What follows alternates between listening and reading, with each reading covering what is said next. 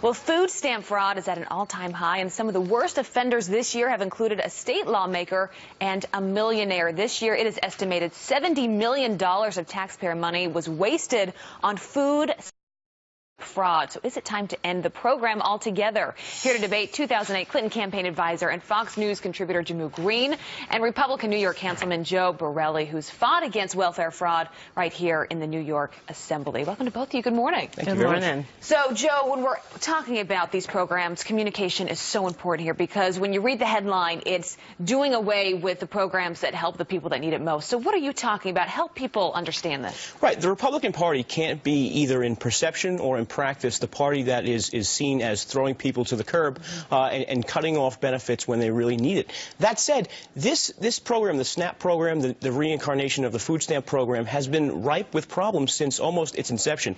Bob Dole said in 1977 that we have finally eliminated the greed and fed the need. And unfortunately, 40 years later, we still see the same problems with fraud, with abuse, and really just overspending on this particular program. A lot of Democrats, Jimmy, though, are saying we just need more of this.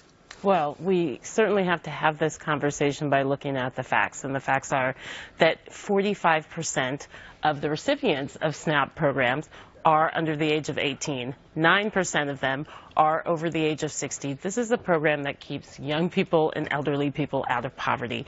This is also a program that, of course, as we look at any government program, there's going to be fraud. So how do we correct the problem without throwing the baby out with the bathwater? Because this is something that lifts families who are on the brink of poverty, stops them from jumping into poverty. This also actually helps local economies. Food stamp benefits, for every $5 that is spent, $9 goes into the local economy. That's not just something that you can throw out.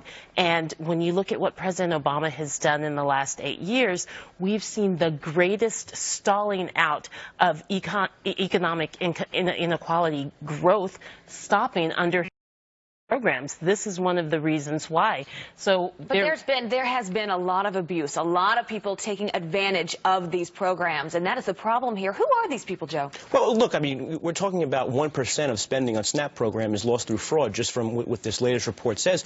But Jehmu is right. There is a lot of good happening from this program. The problem is when House Republicans in 2014 proposed modest cuts, they got castigated by some of our Democratic colleagues in calling us heartless, and saying we're kicking people to the curb and that sort of thing. These are modest cuts. What other program in the federal government costs double what it did 8 years ago and quadruple what it cost 16 years ago, where we're not supposed to look at it with a scalpel and try to look for cuts? The Democratic Party wants taxpayers to put blinders on and just feel good that we're helping people. And we need to start looking at programs that have cost beyond what they're expected to cost and look for reforms. But even, Jehmu, you said earlier, there are problems that exist. There is fraud that is taking place. Is there another solution here? Is there a way for both sides to come together to make this as effective as possible?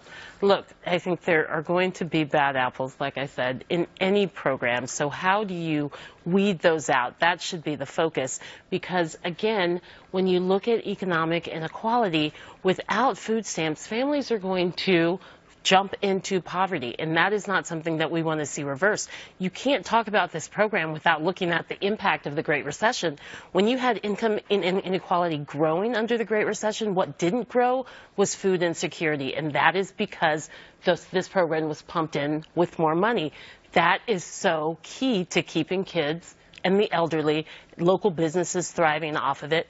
This is not something that I think Donald Trump is going to embrace in his administration or House Republicans are going to embrace. This is something that Speaker Paul Ryan has been very passionate about, getting this right, Joe. You know that.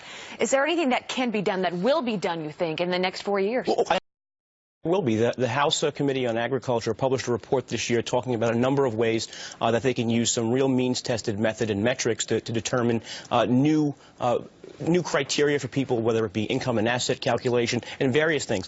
But Paul Ryan is right. He does not want people to fall off the welfare cliff, meaning we don't want people to come to this point where working and making an extra $10,000, $15,000 now comes at the expense of losing $30,000 in benefits. If you're a reasonable person or trying to do the right thing, you're not going to make those sacrifices when it's against your best interest.